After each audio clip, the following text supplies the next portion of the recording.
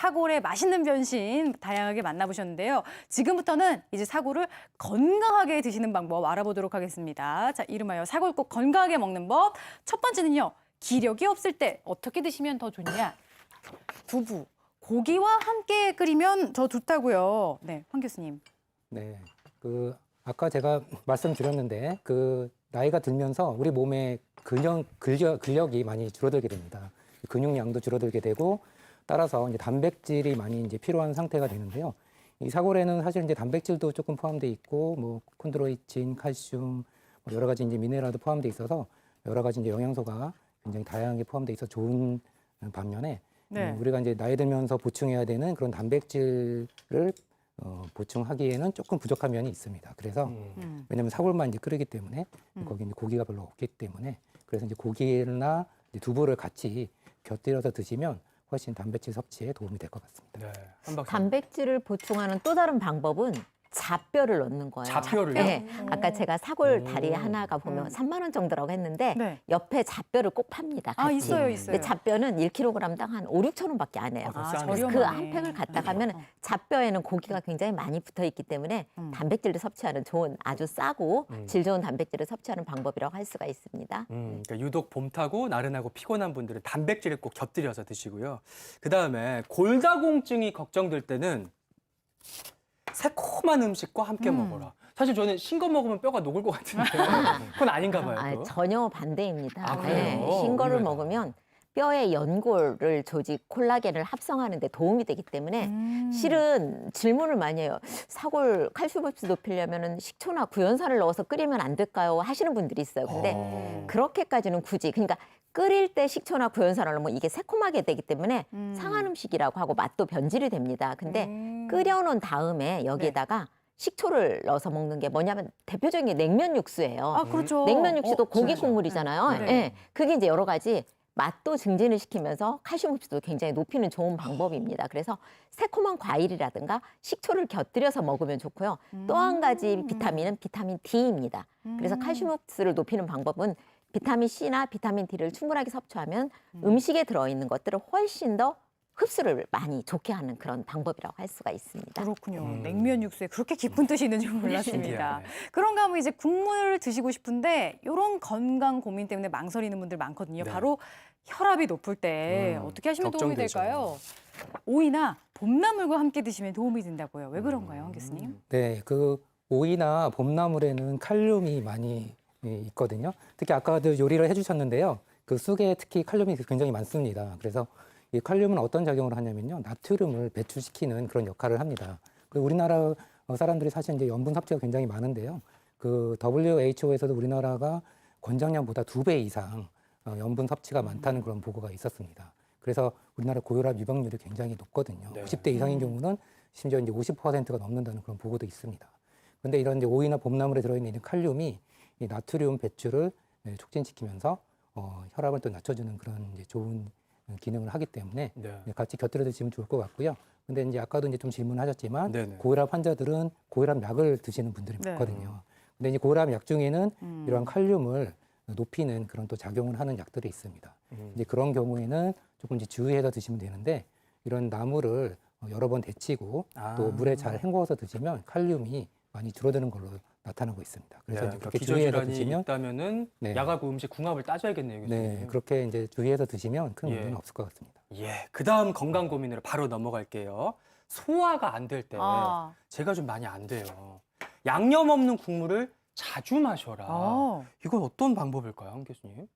네, 왜냐하면 우리가 사골국에 여러 가지 양념도 하고 소금도 넣는데 그냥 그러지 말고 국물 자체만 드시면 사골 국물에는 젤라틴 성분이 많이 있기 때문에 위벽을 보호해주는 작용도 있고요. 그다음에 사골국에는 지방이 없어요. 그래서 만성적인 설사라든가 변비하는 사람들한테는 이렇게 소화가 잘 안 되는 사람은 지방을 많이 먹으면 탈이 나잖아요. 근데 그런 것도 예방을 해줄 수가 있습니다. 그래서 그런 분들은 사골 국물들에 간을 하지 않고 국물만을 자주 드시게 되면 효과를 볼 수가 있습니다. 네. 네. 근데 사골이 다 좋은데 저희 엄마가 한번 사골 국물을 하시면 아침, 점심, 저녁 도시락까지 사골 국물 싸주셨어요. 아, 그래요? 사골을 좀 다양하게 활용할 수 있는 색다른 네. 요리를 좀 미리 하셨으면 좋았을 뭘까요? 텐데. 보통 저는 이제 채소 같은 거 먹을 때 사골 네. 좀 많이 쓰는 편인데 오늘은 토마토하고 양배추 이용한 볶음 할 거거든요. 거기에 사골 국물 넣으시면 돼요. 아, 그래요? 여기 지금 보시면은 예, 지금 달군 기름에 팬에다가 네, 마늘 볶고 마늘도 계시고요. 볶고요. 네. 대파도 좀 볶아주고 양파도 같이 좀 볶아주세요. 네. 이건 뭐 금방 토마토 할 거. 당근에는 영양소 풍부하잖아. 비타민 C도 있고. 이제 붉은색 그죠? 요거는 네. 비타민 C, 칼륨 이런 것도 굉장히 풍부하거든요. 네. 더군다나 이런 그 당근 같은 경우 캐로틴 함량이 굉장히 높아요. 그래서 이 사골이랑 같이 먹으면은 지용성 비타민이기 때문에 굉장히 섭취가 잘 됩니다. 이런 그 비타민, 채소의 섭취가 잘 돼요. 영양분이. 자, 이렇게 다 볶다가 볶아지면은 네. 사골국물 넣어요. 네. 아. 네, 그리고 졸여버려요. 약간 육수 넣듯이. 네, 그 이 국물이 없어지면 끝나거든요. 네. 파란색도 좀 넣어주시고. 서양 요리는 보니까 치킨 육수 이런 거 넣던데 요런 그거 대신 거 이거 쓰시는 거예요. 사골 육수 예, 넣는 예. 거구나. 소금 간 조금만 해주시고, 네. 전 여기에 간을 조금만 하고, 토마토, 네. 이게 들어가야 돼. 여기 들어가죠. 여기 들어가면 간을 좀 약하게 해도 굉장히 느끼한 맛을 깔끔할 것 같아. 예. 네. 그리고 사실 저는 간 없이도 그냥 잘 먹거든요. 근데 꼭 하시더라고. 하시고 여기 이제 국물이 다 쫄아들면은 네. 사실 이거 생으로 다 먹는 거니까 그렇게 오래 볶을 필요 없거든요. 그러네요. 그렇죠, 네. 그렇죠. 토마토는 마지막에. 그렇죠. 마지막에 이렇게 해서 네. 완성이에요. 끝났네요. 요 국물만 없어지면 돼요. 그러니까 이건 반드시 센 불에 하셔야 돼요. 조리 네. 자체를. 센 불에 조리하는 게 굉장히 중요하고 저는 이제 네. 미니 양배추인데 네. 그냥 일반적인 양배추 네. 아니면 브로콜리 뭐 다양하게 넣으시면 돼요. 세상 센 불에 쉽네. 하니까 또 금방 금방 완성이 되죠. 되더라고요. 그렇죠. 이렇게 잘 맞네요. 그죠, 그죠, 그죠. 네. 저 뭐 토마토 한번 드셔보세요. 이 토마토는 거의 안 익어야지 돼요. 아, 그래요? 생으로 먹는 거니까. 아니 아침에 그냥 이렇게 부드럽게 먹기 좋을 것 같아요. 한번 드셔보세요. 그냥도 먹는 거니까. 네.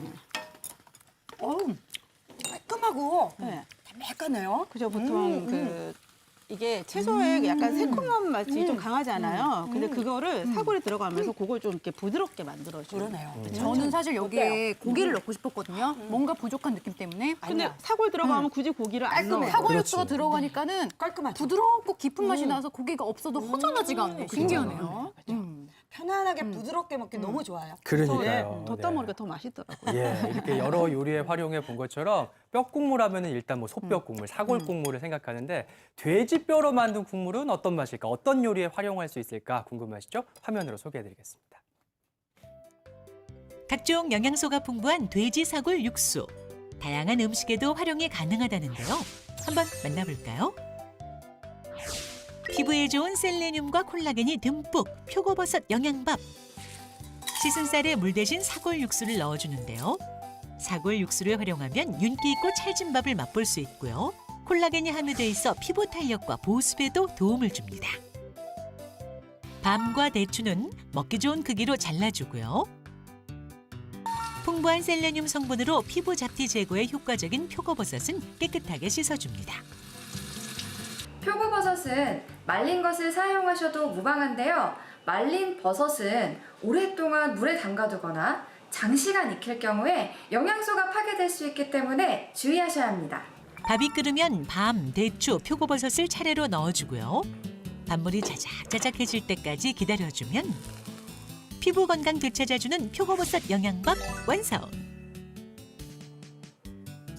다음은 풍부한 칼슘으로 뼈 건강에 도움 주는 요리인데요.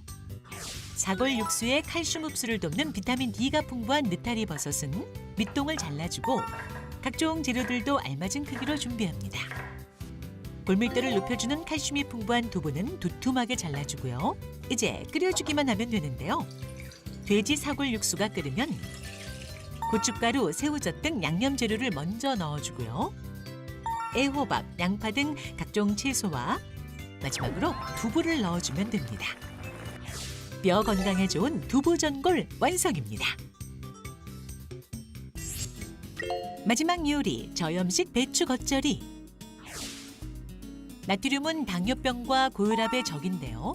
알배추는 잎이 연하기 때문에 일반 김치와 다르게 소금에 절이는 과정을 생략해 염분이 적습니다. 칼륨이 함유된 사골 육수를 사용하면 나트륨 배출에 효과적이고요. 칼슘과 감칠맛이 더해진 김치소를 만들 수 있습니다. 식이섬유가 풍부한 알배추는 김치소에 가볍게 버무려 주는데요.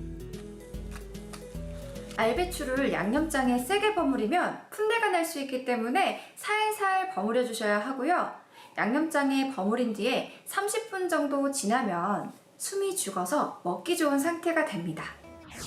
당뇨병과 고혈압 위험 낮추는 저염식 배추 겉절이 완성. 다양한 요리에 활용 가능한 사골 육수. 남은 육수 보관은 어떻게 해야 할까요? 지퍼백이나 우유팩만 있으면 준비는 끝. 1인분씩 사용할 분량을 나눠 포장해 줍니다.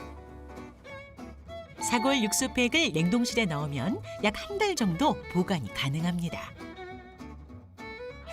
돼지 사골 육수를 활용한 요리로 건강 챙겨보시는 건 어떨까요?